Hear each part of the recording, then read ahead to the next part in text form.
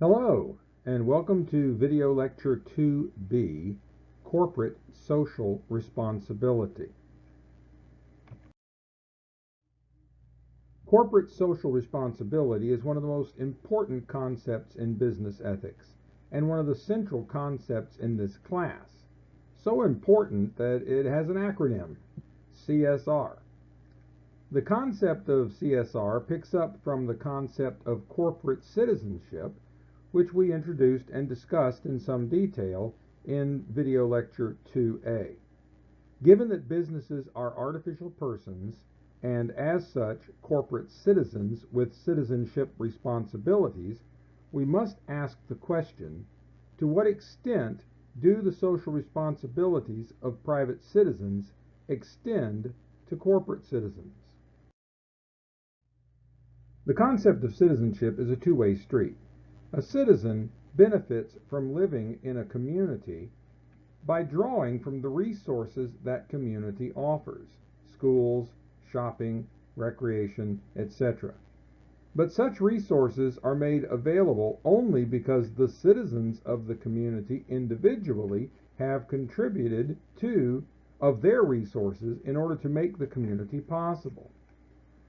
So a citizen has an obligation to contribute to the community in exchange for those benefits, so that the community's resources can stay adequate to meet the community's needs. As a private citizen, you understand yourself to have certain legal obligations, but also certain civic and moral obligations as well. If your children are in the soccer league, you undoubtedly feel the obligation to contribute to that league with time, service, and perhaps even money. Perhaps you buy locally as much as possible, understanding yourself to have a civic obligation to contribute to the health of the community's economy. We could spend all day listing such examples. So the concept of CSR raises the question, does corporate citizenship imply such duties for businesses as well? And if so, which ones? And to what degree?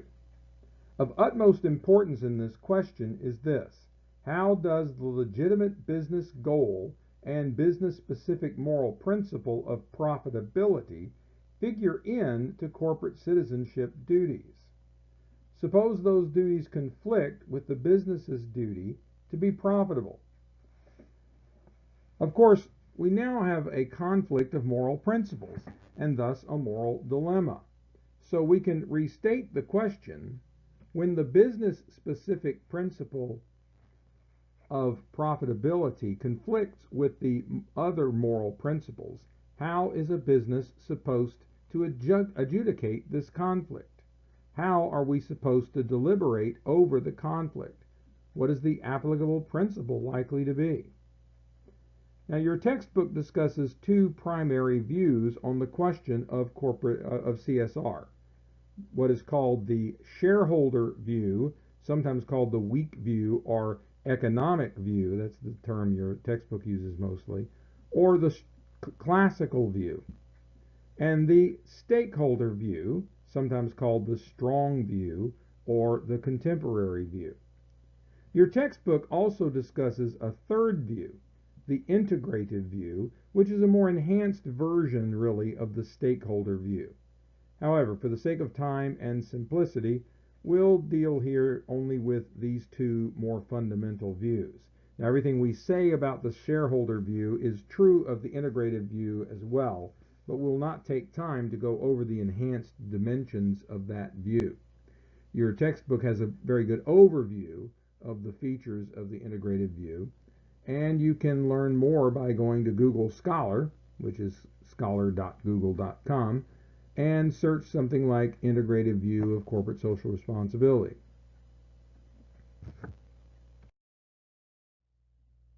The shareholder view is rightly called the classical view.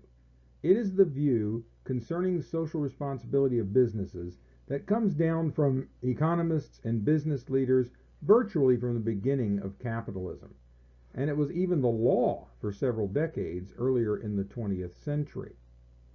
The most ardent advocate of the shareholder view in recent times has been the Nobel Prize-winning economist Milton Friedman, whom we met briefly in Lecture 2A. The following quotation from Friedman is a good summary of the shareholder view. Few trends could so thoroughly undermine the very foundations of our free society as the acceptance by corporate officials of a social responsibility other than to make as much money for their stockholders as possible. Now you understand, of course, that the terms stockholder and shareholder are virtually synonymous. They simply refer to those who have bought shares in the company and invested in the company in that way. Well, notice the last clause of this quotation. To make as much money for their stockholders as possible. In essence, Friedman sees this as the only responsibility business has. It fulfills any corporate citizen obligations it might have simply by being the most profitable business it can be. So as a first approximation, we could state the shareholder view of CSR as the conviction that profitability is business's only social responsibility. Of course, even Friedman realizes that this blatant generality requires some qualifications. One obvious limitation is the laws governing how business is to be done. Businesses have a responsibility, even to their shareholders, to obey the law, since getting into legal trouble would work against the profit motive in many, many ways. So, a better way to think of the shareholder view is the conviction that business's social responsibility consists of profitability within the law.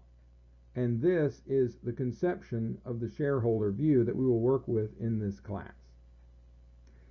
However, consider the following quotation from Friedman, taken from the same context as the one above. In a free economy, there is one and only one social responsibility of business: to use its resources and engage in activities designed to increase its profits, so long as it stays within the rules of the game, which is to say, engages in open and free competition without deception or fraud. Now here Friedman seems to be saying that businesses should be fair in their competitive practices, even if they could be unfair without breaking the law, and even if being unfair will increase profitability. Under these conditions, a business's commitment to fairness would be for the good of the competitors, or the good of the business in general, and at the cost of maximizing profit for the shareholders. So this concession of Friedman's is important. Even he understands that the pure profit motive, restrained by nothing but laws, can be a very dangerous thing. After all, many of the laws that govern business are highly influenced by business lobbies, by business contributions to political campaign funds, etc. Even if these problems weren't there, the law could never cover all possible circumstances in which businesses might act inappropriately. So even Milton Friedman, the most aggressive laissez-faire advocate of the last century, feels the need to call for some degree of self-policing on business's part. There is more constraint on profitability than just the law. So that's an interesting drawback by Friedman from this raw idea that as long as it's legal and produces profit, then it's right for the business to do it. Now, there are several arguments for the shareholder view, but I want to call special attention to one of them that is mentioned briefly in your textbook, because of something important it can teach us about the nature of corporate business. The defense I want to highlight is what's usually called the private property defense. This argument for the shareholder view says that a business is the private property of its owners, who are the shareholders. Notice that this can apply even to non-corporate businesses such as sole proprietorships and partnerships, where these people are considered the sole shareholders. Furthermore, owners have complete discretion concerning what they do with their private property. If I want to paint my car yellow with orange polka dots, if you want to allow friends to use your basement as living space while they're between apartments, we have the right to do so. Nobody can tell us what to do with that which we own. So the argument here goes, shareholders are the owners of businesses and have the right to use the business in any way they see fit. And of course, the top priority, often the only priority, of a shareholder is that the business makes money as quickly and efficiently as possible. Shareholders are under no moral obligation, according to this argument, to use their business to benefit others any more than I am under moral obligation to let the Boy Scouts use my car whenever they need transportation. It would be really nice of me if I did that, but I'm not a bad and immoral person if I don't. So that's how the reasoning goes. Now, many economists and business leaders agree with Friedman that the shareholder view of CSR is the proper way to think about corporate social responsibility, and this private property defense carries a lot of weight. However, there are several major problems with this view that have caused most ethicists, as well as many economists and business leaders, to conclude that corporate social responsibility must extend beyond mere profitability within the law. The first big problem is actually a criticism of the private property defense, but also makes a very important point for the way we should think about CSR in general. It is actually inaccurate to think of shareholders as owners of the business. Shareholders are not so much owners as they are investors. Shareholders typically have very little say in day-to-day decisions of the company, or even in large decisions, such as the hiring of executive officers or the adopting of pervasive business plans. All of that is done within the business by the business professionals. And notice, by the way, that this is one point in which I differ with the textbook. The textbook refers in 2 or 3 places to shareholders as the owners of the company. But recent opinion in business ethics has challenged this classical assertion. Now think about this. When a bank loans me the money to buy a car, they're not the owners of the car.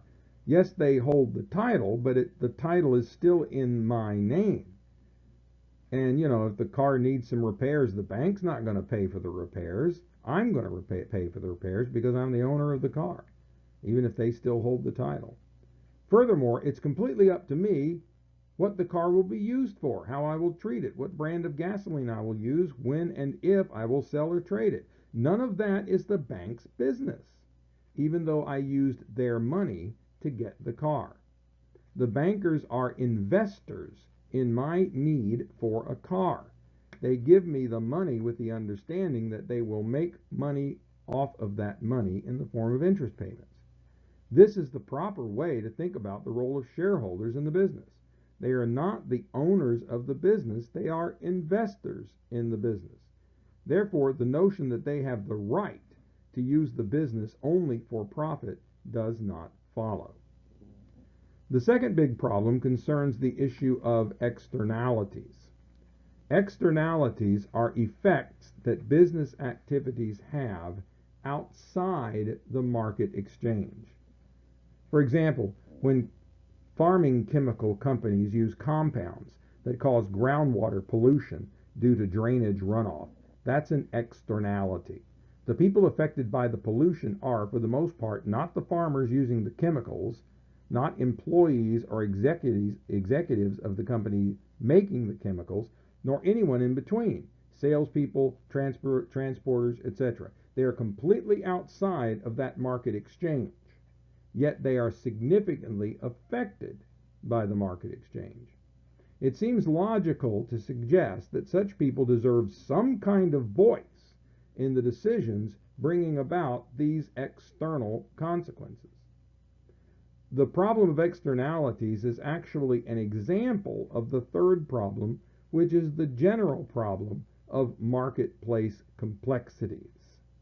The cause and effect matrices that are activated by a typical large corporation action or policy implementation are so large and so intricately related that it's virtually impossible to determine where their effects for those involved in the business interactions leave off and the effects for everyone else kick in.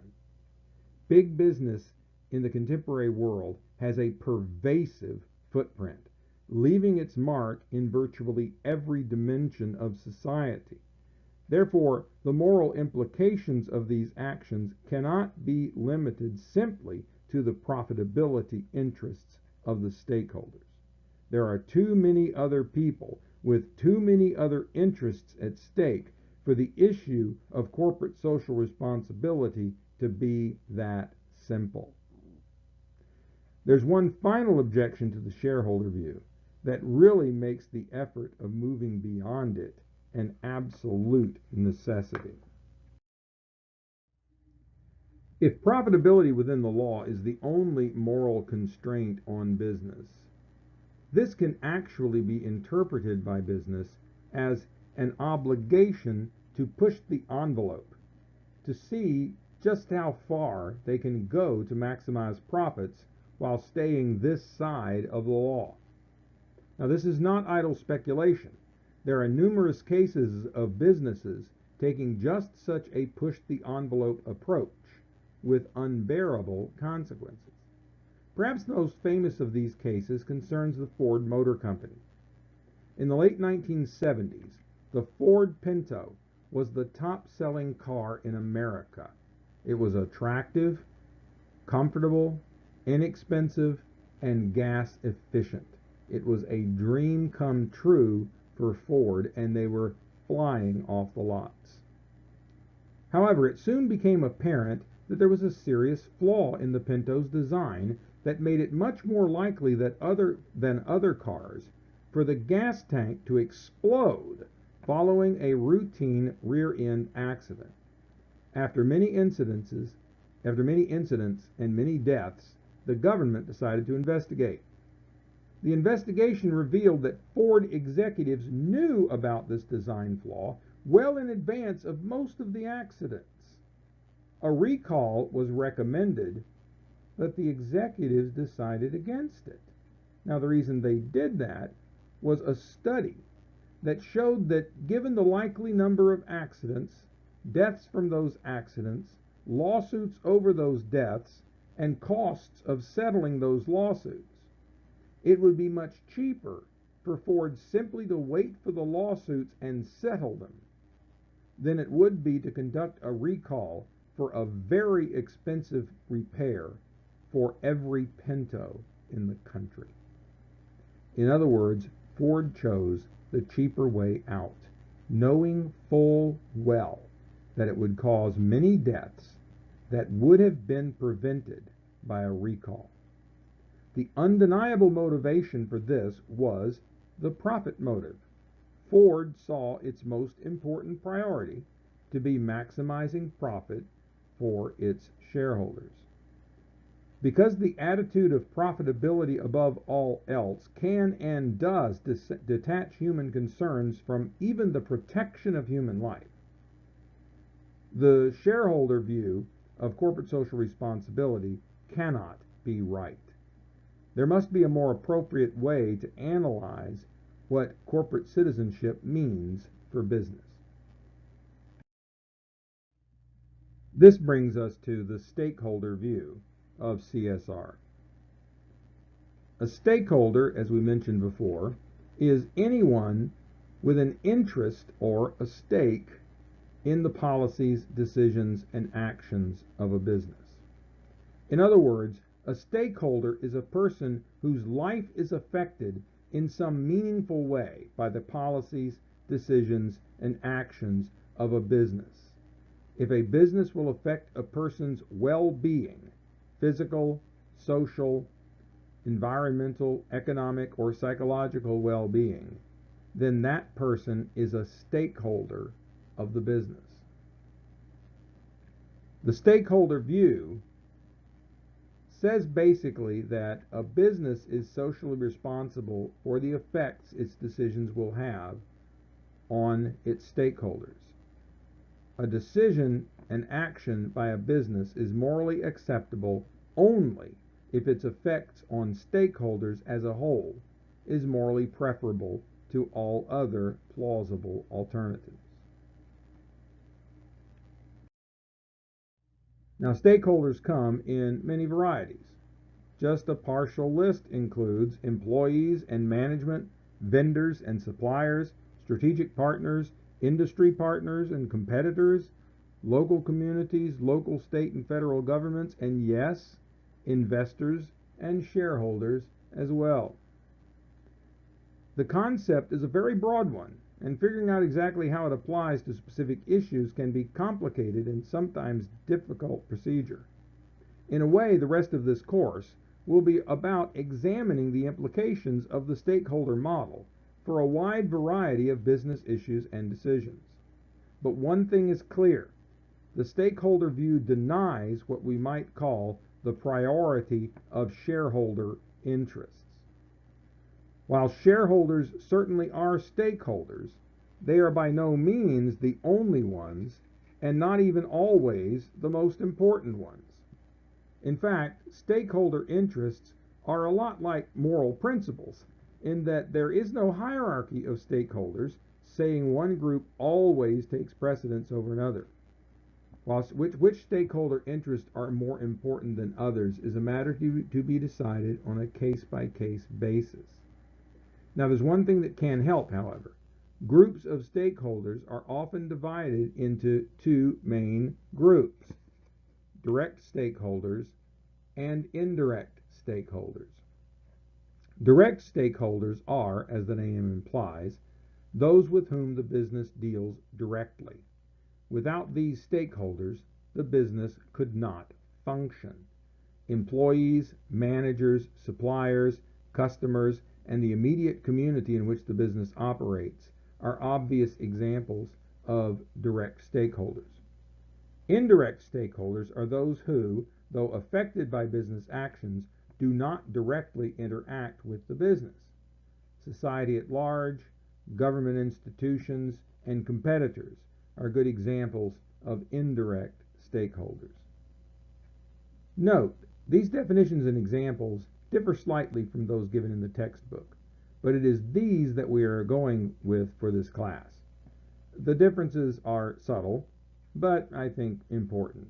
However, I will not bore you with them here. Just take my word for it. Yeah, I'm an Obama fan. Deal with it. Now, this direct stakeholder vision, indirect stakeholder division, is helpful because we can now introduce an important business ethics guideline that I call the priority of direct stakeholder interests. All things being equal, the interests of direct stakeholders take precedence over the interests of indirect stakeholders.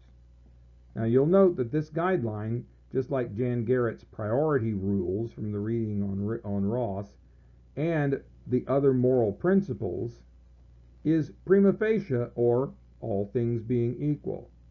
That is, unless we have very good reason to think otherwise, we should weigh the interests of direct stakeholders more than the interests of indirect stakeholders. Now, the stakeholder view of CSR is the one that we will assume throughout the rest of this course. In each of the specific categories of business ethics issues we will look at, we will be considering the issues from the standpoint of the effects on stakeholder interests. That's our methodology for the term now, and so don't lose sight of that.